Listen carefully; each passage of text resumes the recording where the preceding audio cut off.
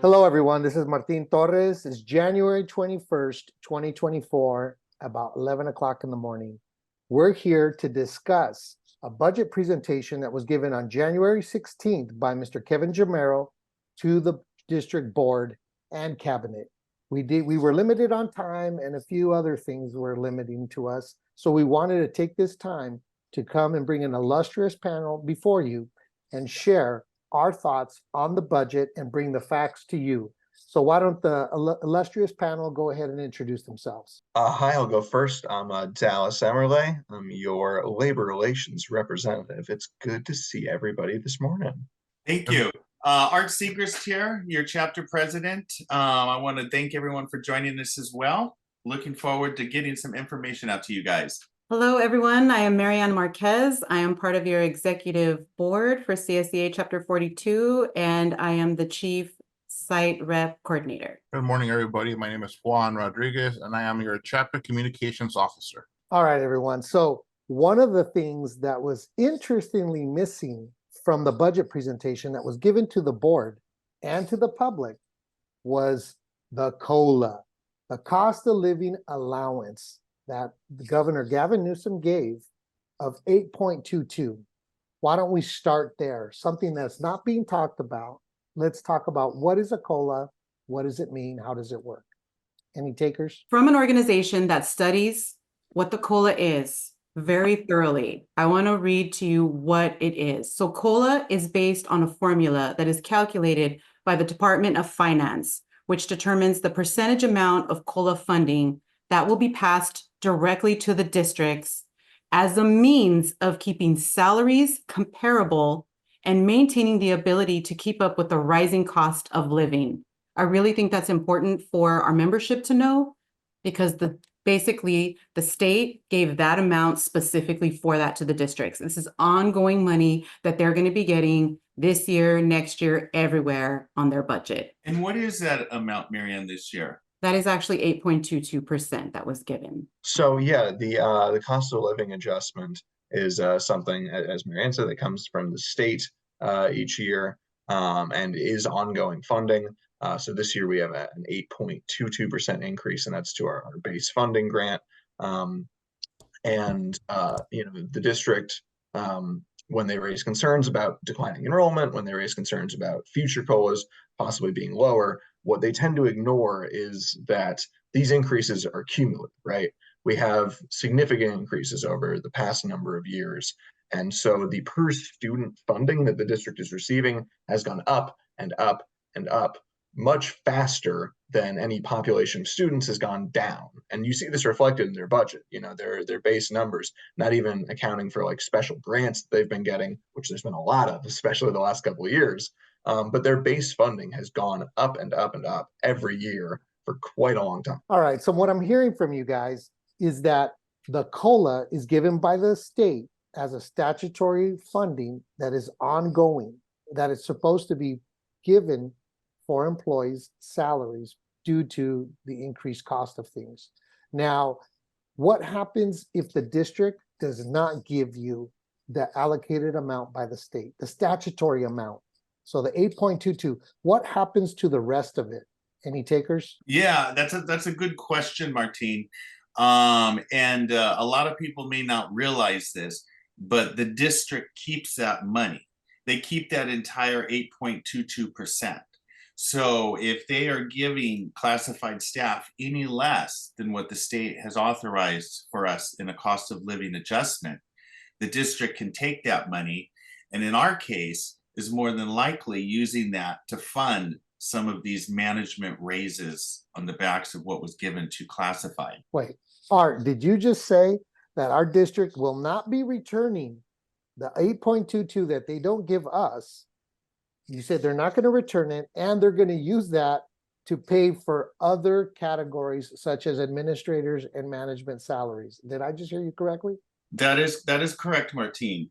And that is ongoing for here until eternity into the future. That 8.22%, the district will continue to receive that year after year after year even though they haven't passed that on to us as the state, was intended it to be. If the district doesn't pass the entire 8.22% COLA that the state provided our district, then that money is put into reserves that the district can spend on anything that they wish, including management salaries or other pots of reserves where they can park money. Hold on, are you telling me that they're taking money that was already promised to us, putting it somewhere else, and now they can just do whatever they want with it? Yeah, that's correct, Juan. So this money intended to provide us with the cost of living adjustment. If they don't pass that through, then they are able to spend that on whatever else they choose. That gets us a little bit further into the budget presentation that was made at the board meeting on Tuesday by Deputy Superintendent Kevin Gimero, which discussed a little bit further the reserves that the district has. Obviously, the district is coming in with a tremendously healthy opening balance of about $70 million. Now, their initial plan was to spend down about $9 million of that and bring us down closer to about $61 million in reserves. The district has received some additional funding that was not anticipated in the first interim report, as they have the last number of years. And that funding has decreased the amount that they'll be spending on those reserves, actually. As was acknowledged at that budget presentation, we want to spend down those reserves a bit. We have a lot of money that can be spent on things like employee salaries and benefits, but they have an additional $3 million they were not anticipating having. Now, we can add to that a little bit further. As you may know, a lot of that money is entirely unassigned, unappropriated, not intended for any specific purpose. Another thing that was acknowledged at the budget presentation was that a lot of that money is intended to be used for negotiated employee salary increases.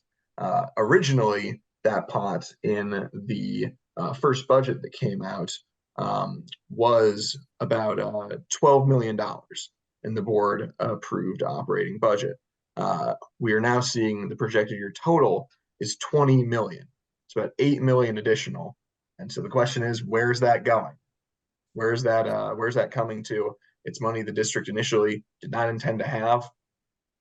We can put it towards employee salaries. Okay, Dallas, you brought up a good point, because I thought I was the only one that heard that when Kevin Gimero said that in the budget presentation in public, which, as a public entity, we should be completely transparent. But when one of the board members asked him about that $3 million, 2 point something million, I think it was close to $3 million. And when he publicly stated that that's money that's set aside for the negotiated amounts with the bargaining units. And now I don't know about you guys, but for me, it sounded like there's a predetermined amount of money that is already set into a pot for how much the COLA will be for the members. And I don't think that's taken into account the 8.22 that is given statutory by the governor, by the state of California, for employees adjustments for the cost of living.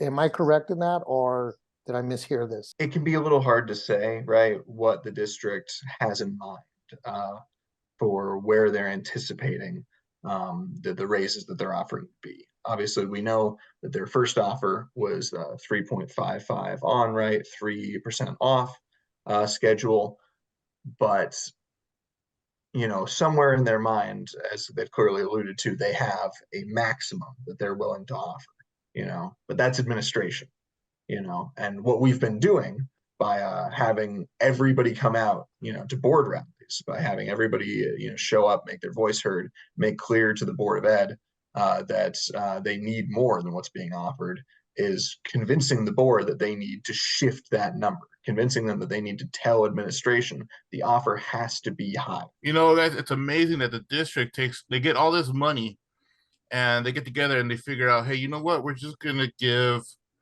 this little amount. That's all they really need to live. That's insane to me. Right. And then they just pocket the rest ongoingly every year for whatever they deem deserves it. Not us. And Yeah, I was gonna say, obviously, it's not classified staff. Okay. Yeah, the reserves don't, as Dallas was talking about also, is, these historically high reserves got there somehow, some way off of somebody's back. And I think that it is astonishing, but I'm glad that the board got to hear and to see and to watch us interact with their administration on these issues. And so we do appreciate the board giving us that opportunity for transparency. And obviously, a lot of these things are things that they've inherited as a quasi new board. So we're hoping to continue to work with them. And I think one of the things, another hot topic, if you guys are all ready to move on, is the one of the arguments that I found amazing that the district continually makes, and Kevin Jamero did it also there, is about declining enrollment. It's kind of like this ominous apocalypse that's pending at any moment, and the declining enrollment. And does anybody want to talk about how much is there, how much is being used, because this is happening today, not 10 years from now?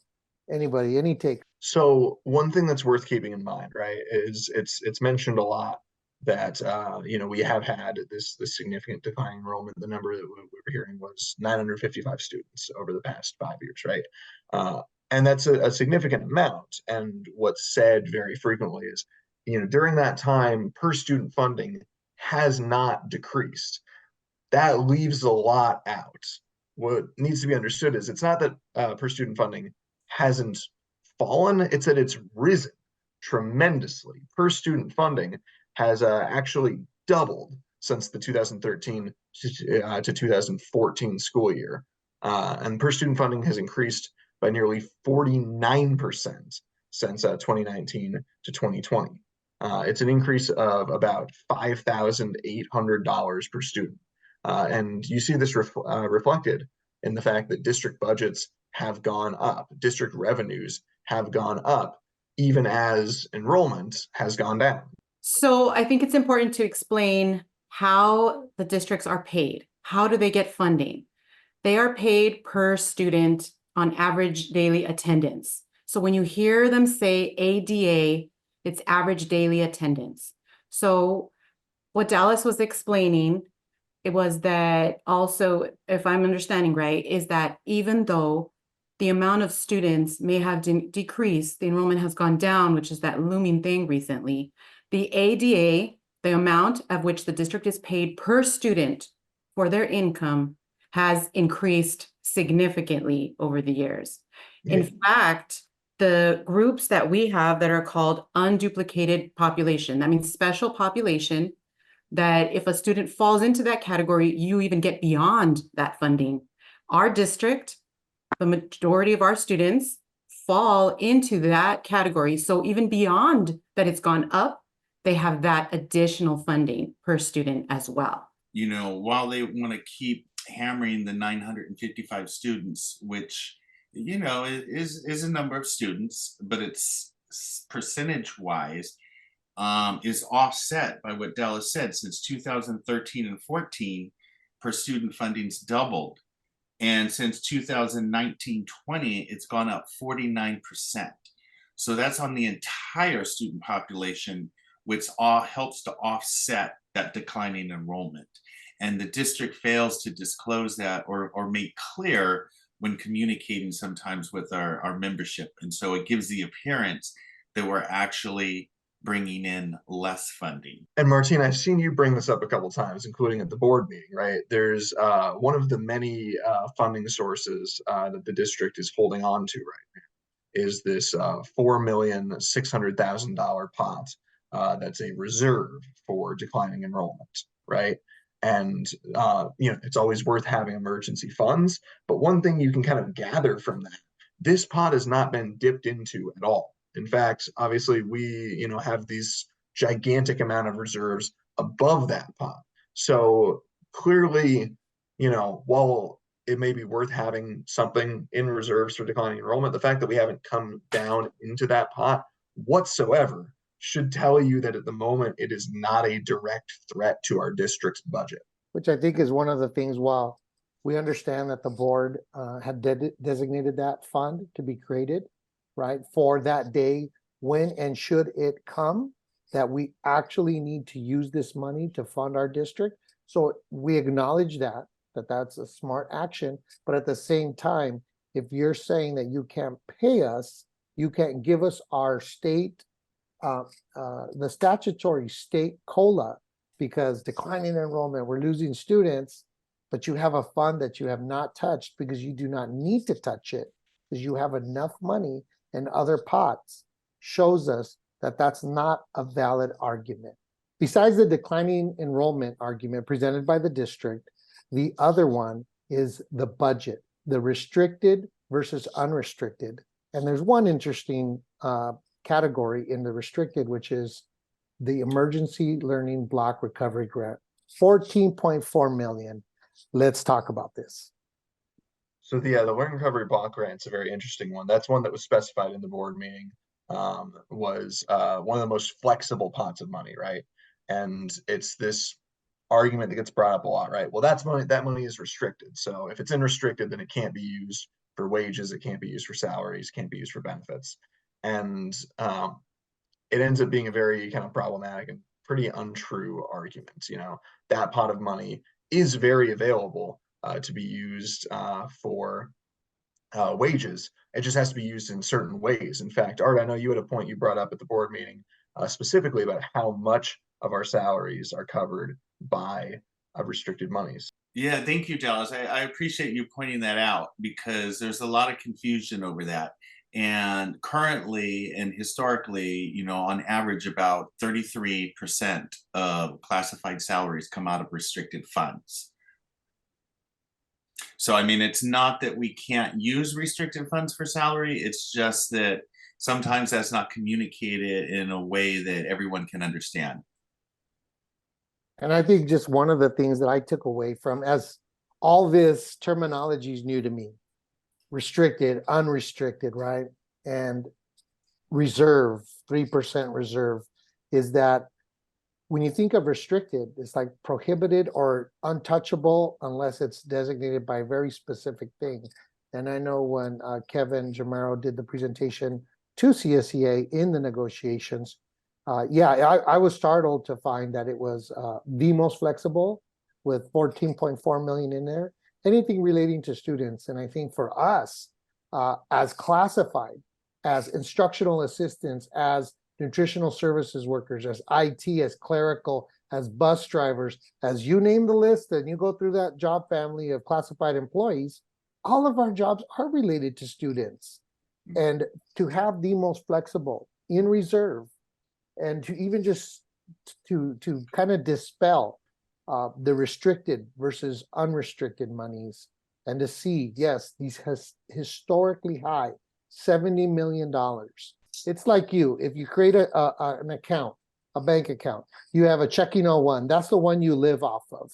Then you have a savings, but then you want to do a savings 02 because you're like, well, I want to go on vacation to the Bahamas, say, or the Caribbean, or wherever you want to go. Then you start creating, you start moving money to where you want to spend it. I think if we kind of create that, and then we say, well, but that one is restricted because it's only for a specific thing that I've already pre-designated. They need to start planning and investing, you know, not just in trips and vacations, but, you know, in classified staff, whether it be professional development, and I'm being facetious there, by the way. But they need to start parking money in accounts. That is something that they tend to use. And even Kevin in his presentation, you know, stated to us that the board can always go back and change those designations. So, for example, that declining enrollment fund that they put that 4.6 million in there, the board can go back and take action on that and transfer that money into a different, as you said, alternate savings account, maybe as an investment into classified. With restricted money, a lot of the time the restrictions is simple, you know, as, oh, this has to be spent on Tuesday in March or something like that. And as long as we're smart about it, as long as we know how we're using that money and we use the right pots of it for the right things, that money is very, very usable and it should be used. I guess what it all boils down to is that while the state has given a statutory amount of COLA, which is cost of living adjustment. Now, what the district decides to do, if they do not even give us even that minimal amount given by the state, which is ongoing. So this is not like a one-time drop in our bucket. This is ongoing. And what the district will do with the remainder, should we not even receive the minimal, is at their discretion. Also, the declining enrollment argument. We have a $4.6 million declining enrollment fund designated by the board, which is a good thing, but that thing has not been touched. So don't keep telling us that is declining enrollment.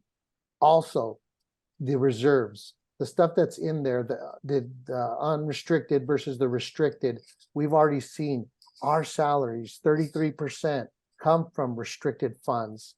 So we're asking for the district to give us a cost of living adjustment that is bring us back up as was mentioned by one of our school board members, how classified took a hit during the Great Recession and had never recovered.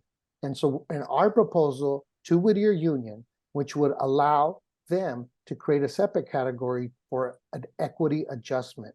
That equity, let me tell you, that word pretty much means make it right. Make it right by our members because of where we're at and what has happened historically to us. And so this is why you guys all showed up at this past board meeting, 200 of you strong.